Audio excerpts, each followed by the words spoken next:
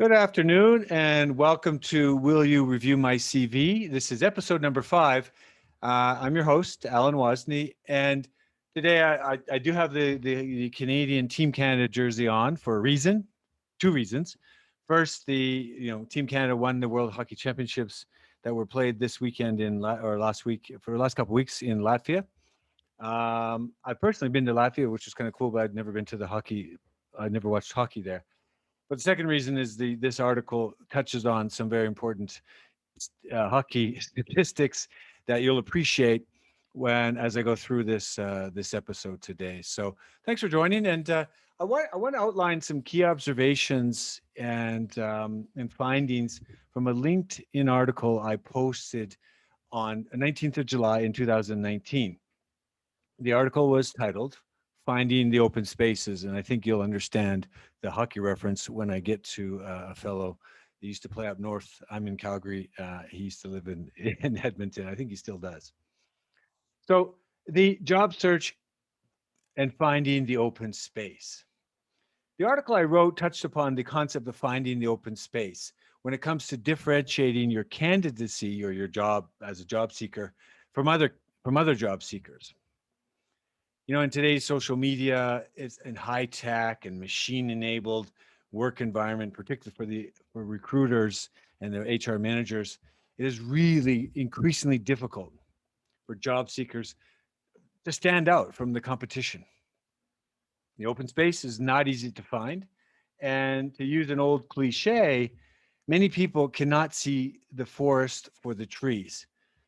So I went to dictionary.com to understand that article, that quote, cannot see the forest for the trees. I used to think it was cannot see the forest through the trees. Dictionary.com confirmed that my analogy works.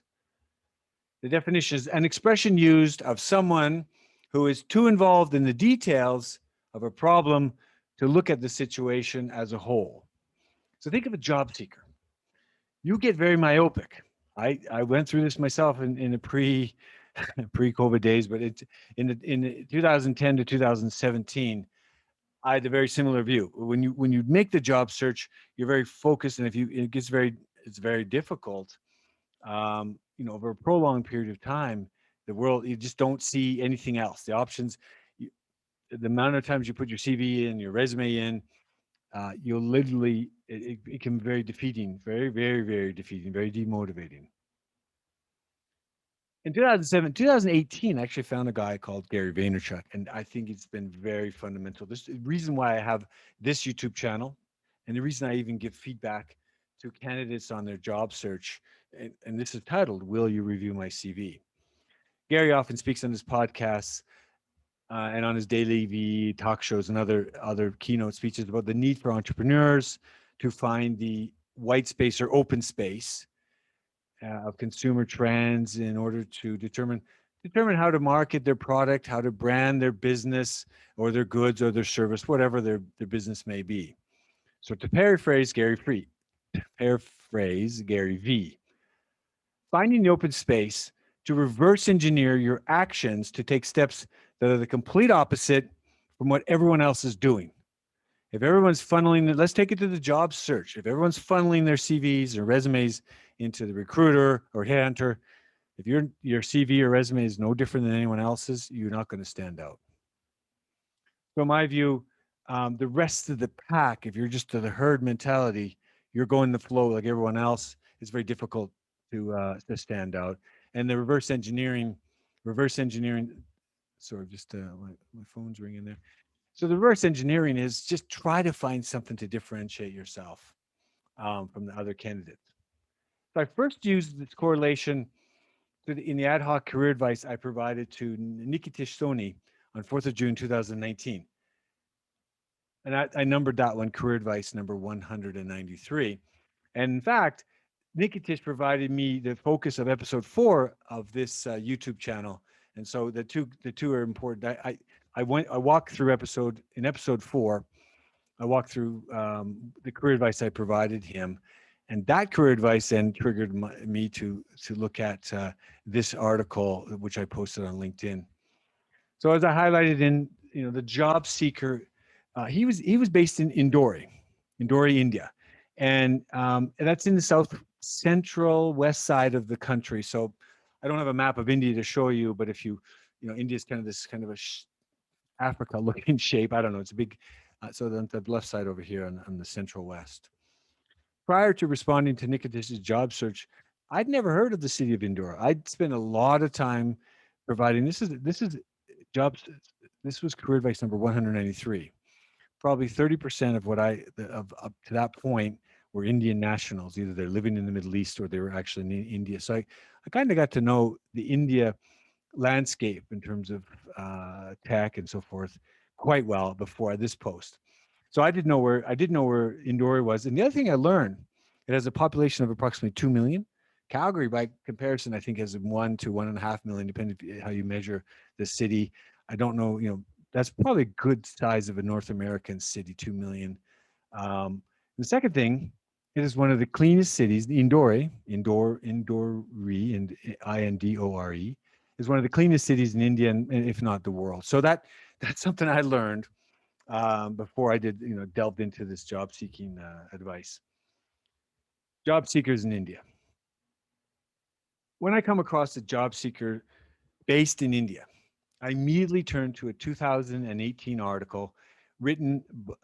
There's no date, an actual date, but I know it was in 2018. It was Angel List, not Angel City, Angel List, and that's actually not surprising. Naval Ravikant, Naval. His Twitter handle is Naval, Naval. He's the co-founder of Angel List. Um, so it highlights Bengaluru, which is the formerly Bangalore, has the highest concentration of e-commerce startups in the world, with 1 in 6 companies in the city operating in that space. So e-commerce. So India is quite tech enabled, and I'll talk a little bit about some of the history that I found over the since 2000. I've been following that tech landscape in India since about 2018. Wayne Gretzky. As a Calgary Flame fan in the 80s, talking about Wayne Gretzky was taboo. But finding the open space was a contributing factor to his success in the NHL, and he was phenomenal. Gary Vaynerchuk, actually, he often makes references to Wayne Gretzky, and again, he talks about the open space. He literally would, if you listen to some of Gary Vaynerchuk's podcasts and keynote speeches over the last 3 to 4 years, he'll make reference from time to time to Wayne Gretzky and his ability to find the open space. So Gretzky found it on the ice, and Gary Vaynerchuk finds it in the business field, and it should come as no surprise. I had to turn to Google to refresh my memory, my Calgary Flame, myopic view of the world.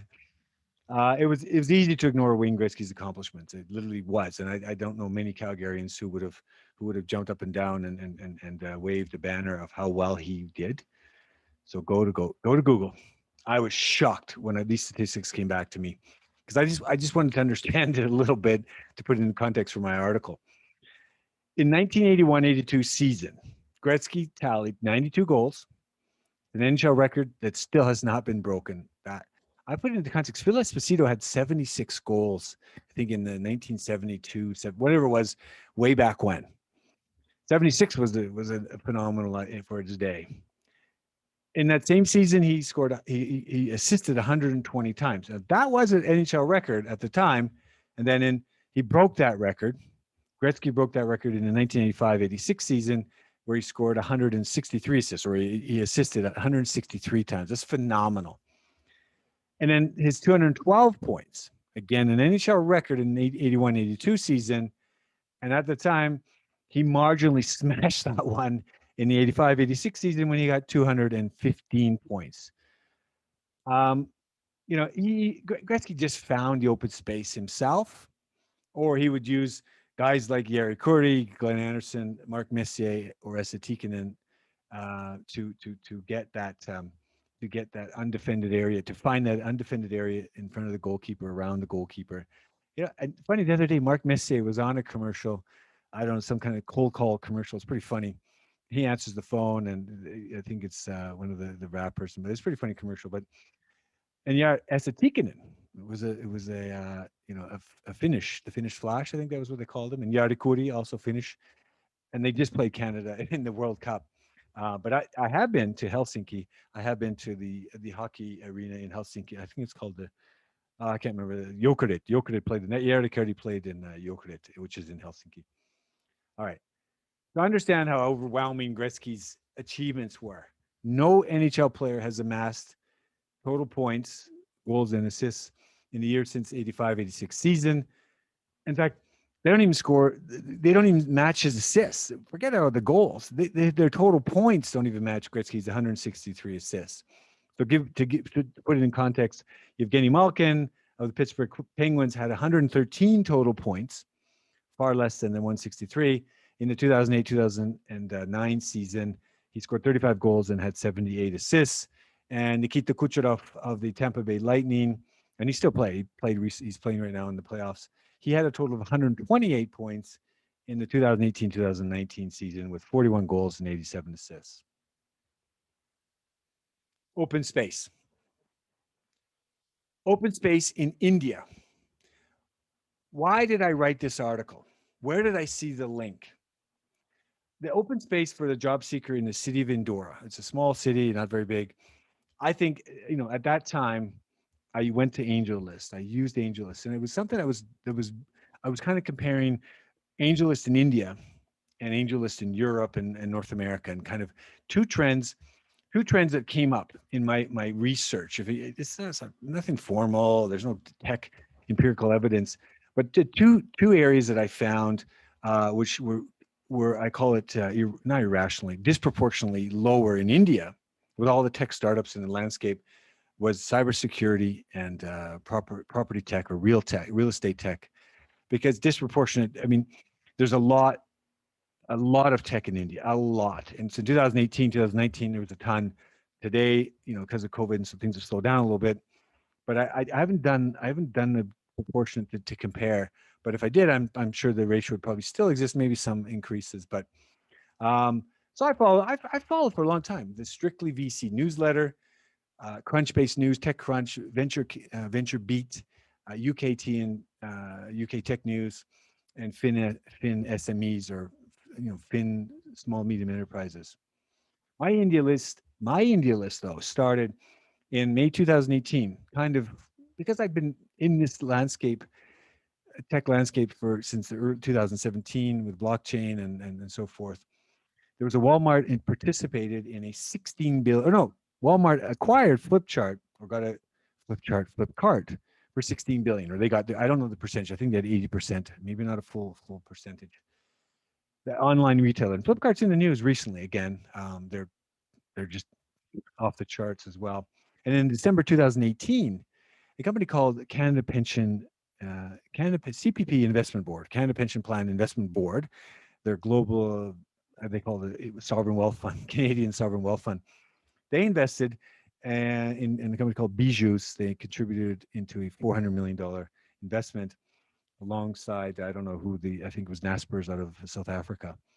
So that was December 2018. It kind of got my attention that something's happened in India. It's probably been happening before my time, but certainly 2018 was a pivotal year for my attention on India. So when I was preparing my advice to Nikitish Soni for number 193, my career advice number 193, I looked at the e-commerce space. I could probably share this with you, but there's not, sharing this screen is just my summary of the e-commerce, fintech, food delivery, education, ride sharing at that time. Some big names today, which were small then. Freshworks. So let's start with e-commerce. Actually, I'm going to share the screen because it's just for context. Okay. So I'm sharing the screen. I'm going to share this because here you can see. So there's Freshworks, Flipkart, Snapdeal in the e-commerce space, fintech, Paytm, Cash-Free, FT Cash, Razorpay. Razorpay recently reached $1 billion unicorn status. Swiggy, Big Basket, those are food delivery big companies in India, and you got a billion population, easy to get the billion mark in terms of valuation. Bijous, long time ago, they're online education. There's more in this, but these This, if I should show here, these have increased tremendously over the last couple of years. This is 2 years ago. This is summer of 2019.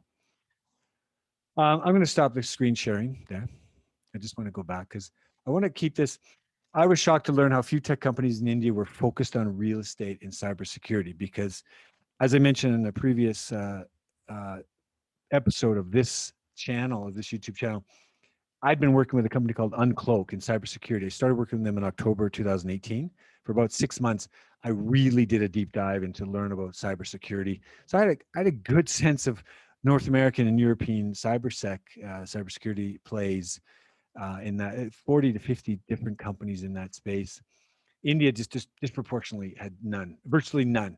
If I look at Angel List, I'm going to go to here. So 125 startups. So Angel List, I'll back up. Angel List statistics revealed in 2019, 24,000 startups globally listed on that on Angel List. 7,300 were in India. So that's roughly what 25%. I add the keywords real estate and cybersecurity. Of the 7,000 startups in India, only 125 were in real estate and 14 in cybersecurity. Now, I don't, this isn't empirical, this is just an observation. But by comparison, I did the same search. There were only 10,000 startups in the US, which is roughly 40% of the total. They had 343 startups, or 3.28%. By comparison, in real estate, in real estate, the Indian startups had only 1.69%. In cybersecurity, the U.S. startups were nearly 1% of the total startups in on Angel List. In India, had less than 0.2%. So well less, so 5 times less in a space that's very important. As you know from the Colonial Pipeline recently, and a couple of the hacks, there was a food delivery hack in the U.S. Our big food supplier hack in the U.S. Cybersecurity is going to make a big comeback. It was pretty big in 2019. You see 2021, 2022, cybersecurity is going to be huge. So if it's an open space in your area and you're job seeking, you're interested in that, deep dive. Do a deep dive today in cybersecurity. I'm not going to get into real estate because I think there's a lot of coverage across the globe on that one. So how could Niketesh Soni, young guy, computer experience guy, business analyst, how could he take advantage of this open space? I kind of recommended, I recommended in episode 4 of this podcast what he could probably do. I gave him some ideas. What if he approached the number 13 or the number 21 software engineer from some of those startups that I listed? Some of the just get them to be a partner in cybersecurity or real estate, something. But that suggestion on its own is likely not enough. It wouldn't have meant much to him because I've been listening to Gary Vaynerchuk for a couple of years, even then, a good year by then. And so it wouldn't have meant much to him unless you don't stop at a few engineers if you're Gary Vaynerchuk, you don't stop at a few engineers or a few companies. Gary would say, reach out to engineers at 50 companies, then to 125 companies, and then 257 companies until you find the software engineers that share your idea. Maybe not your passion, but at least your idea. You basically just keep going until you find the like-minded people. I think my advice to Nikitesh was a little bit overwhelming. I think in 5 posts, I tried to cover what I thought were the salient points in his job search. Fast forward to 2021, and he's found some more work. He's moved from Indore to Pune. I don't know exactly where Pune is. I haven't looked at the map for a while, but I think it was a bit overwhelming. I'm certainly not naive to think that learning SaaS that will get him a job, or he can readily contact a software engineer and approach them about starting a cybersecurity company. He may not even be interested in cybersecurity or real estate or anything that I think of. I mean, such ideas are not easy and would take time and effort in order to execute and even lead to something meaningful. It's not likely that, and I'm reading from my notes that one or more of the dialogue with Nikitesh would be required. Oh, this is my point. Sorry, my point would be you need to have a lot of one-on-one dialogue just to what's he interested in. Maybe I could find after one-on-one coaching, if it wasn't me, someone else, but just going through to understand if my suggestions were relevant to his personal situation. So that you have to put that into context. And I I'm not naive to think that everything I suggested could work, but but if some other job seeker could see that and says, "Oh, I kind of like that. I don't live in Indore, but I live somewhere else nearby. Or I live in a Bengaluru, or I live in, so I'm talking just India, or I live in another tech, Delhi's got hot in whatever it is, or Pune or Hyderabad. You know, that could work. So if someone else sees that, I want to conclude, and I can take this jersey off. It's hot. When I'm asked, will you review my CV? I will seek to ask the individual at least two good questions, or three, depending. What have you done over the last 6 to 12 months to differentiate your candidacy from everyone else? What have you taken? What initiatives you taken to learn something new? Because that forest through the trees. When I talked about the forest through the trees or forest for the trees, you can't see that. You're not going to look for doing the next 6 months. You're not going to do anything different, and you're just going to put your candidacy in with a pool of others.